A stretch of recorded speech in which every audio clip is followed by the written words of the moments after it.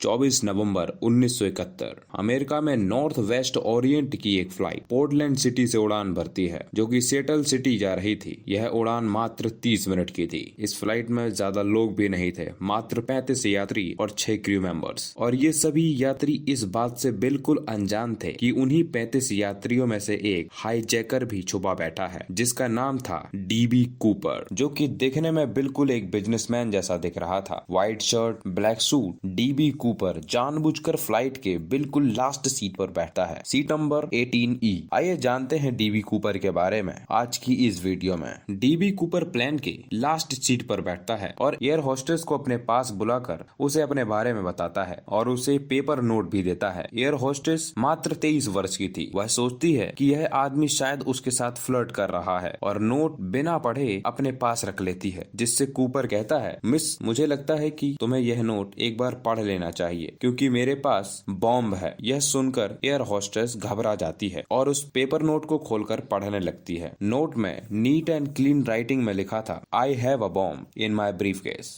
Cooper air hostess को briefcase खोल करके भी दिखाता है जिसमें एक बॉम्ब रखा था। अब यह कूपर एयर होस्टेस के सामने डिमांड रखते हुए कहता है, मुझे $2 लाख शाम 5 बजे तक चाहिए। पैसों के साथ साथ मुझे 4 पैराशूट भी चाहिए और हम जब लैंड करेंगे इस प्लेन की फ्यूलिंग करने के लिए एक फ्यूल टैंक तैयार रहना चाहिए और कुछ भी ऊट पटांग करने की कोशिश की तो मैं इस प्लेन को बॉम्ब से उड़ा दूंगा। प्लेन में बैठे लोगों को यह बिल्कुल भी पता नहीं था कि उनका प्लेन हाईजैक हो चुका है और एयर होस्टेस यह चाहती भी नहीं थी कि किसी को कानो कान खबर पहुंचे क्योंकि अफरा तफरी का माहौल भी बढ़ सकता था। एयर होस्टेस नोट को लेकर पायलट के पास पहुंचती है और उन्हें सारी बात बताती है। पायलट्स ये बात एयर ट्रैफिक कंट्रोल को बताते हैं और जल्द ही यह खबर एयरलाइन के प्रेसिडेंट डोनाल्ड नायरॉफ के पास पहुंच जाती है और वो यहाँ बड़ा ही इंटरेस्टिंग फैसला लेते हैं। डोनाल्ड नायरॉफ कूपर की हर बात मानने को तैयार हो जाते हैं। अब आप यही सोच रहे होंगे कि एयरलाइन के प्रेसिडेंट कूपर की सारी डिमांड पूरी करने के लिए इतनी जल्दी कैसे मान गए। एक्चुअली डोनाल्ड नायरॉफ ये बिल्कुल नहीं चाहते थे कि उनकी कंपनी की रेपुटेशन खराब हो। इसी मुद्दे को दबाए रखने के लिए वह हाईजैकर की सारी डिमांड्स पूरी करने के लिए तैयार हो जाते हैं। अब प्रॉब्लम यहाँ थी कि पैसों का इंतजाम करने के लिए थोड़ा समय लगना था, जबकि फ्लाइट सिर्फ आधे घंटे की थी। यहाँ पायलट्स को ऑर्डर दिए जाते हैं कि फ्लाइट को हवा में ही गोल गोल घुमाते रहें ताकि पैसों के लिए थोड़ा समय मिल सके, जिससे यह आधे घंटे की फ्लाइट 3 घंटे की बन जाती है। फाइनली शाम 6:45 पर यह प्लेन लैंड करता है सिएटल सिटी के एयरपोर्ट पर। कूपर के इंस्ट्रक्शन के अनुसार प्लेन को मेन टर्मिनल की बिल्डिंग से बिल्कुल दूर पार्क किया गया था। सिर्फ एयरलाइन का रिप्रेजेंटेटिव प्लेन के पास आता है पैराशूट और पैसों से भरा हुआ बैग लेकर। जब कूपर को यह पैसे और बैग मिल जाते हैं तब वह पैसेंजर्स को बाहर निकालने की इजाजत देता है, सिवाय एयर होस्टेस टीना मैकलो के। इस फ्लाइट को प्लान के अनुसार रिफ्यूल किया जाता है और यह फ्लाइट एक बार फिर उड़ान भरती है। अब इस प्लेन में 2 पायलट्स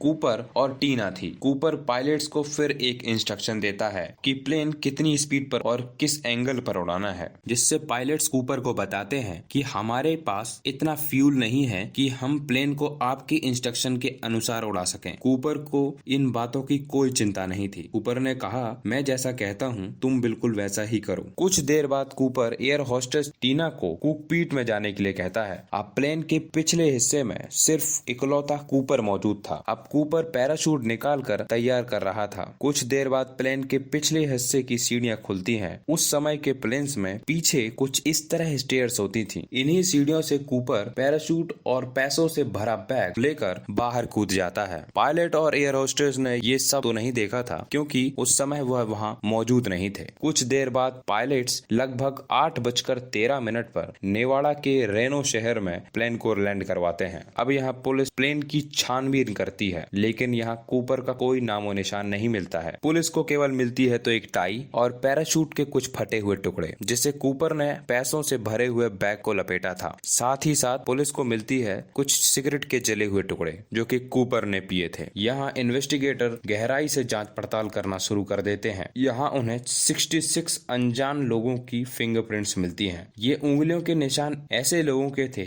जो कि ना ही क्रू मेंबर्स के थे और ना ही किसी पैसेंजर। अब यह भी एक बहुत बड़ी मिस्ट्री थी कि यह 66 अनजान फिंगरप्रिंट्स यहाँ कैसे आए और यहाँ कूपर की तरह सूटकेस जिसमें बॉम्ब था, पैसों से भरा हुआ बैग और पैराशूट सब गायब थे। उसी दिन से कूपर को ढूंढने के लिए FBI ने इन्वेस्टिगेशन शुरू कर दी, लेकिन कूपर का कोई नामो निशान नहीं था। ये इन्वेस्टिगेशन 45 सालों तक चलती रही। फाइनली 2016 में इस फाइल को बंद कर दिया गया। आज तक का यह पहला हाईजैक था जिसे कोई भी सॉल्व नहीं कर पाया। कूपर आज भी एक मिस्ट्री बना हुआ है। आखिर कूपर कौन था, उसके साथ आगे क्या हुआ, क्या वो पैसे पुलिस वापस रिकवर कर पाई? ऐसे ही बहुत से सवाल हैं जो कि आज भी हमारे बीच में हैं। प्लेन हाईजैक के लगभग 8 साल बाद एक बच्चे को कोलंबिया नदी के किनारे कुछ $20 के वही नोट मिलते हैं। ये सभी नोट वही नोट थे जो कि कूपर को दिए गए थे। जब कूपर ने पैसों की डिमांड की थी और कूपर को पैसे दिए जा रहे थे,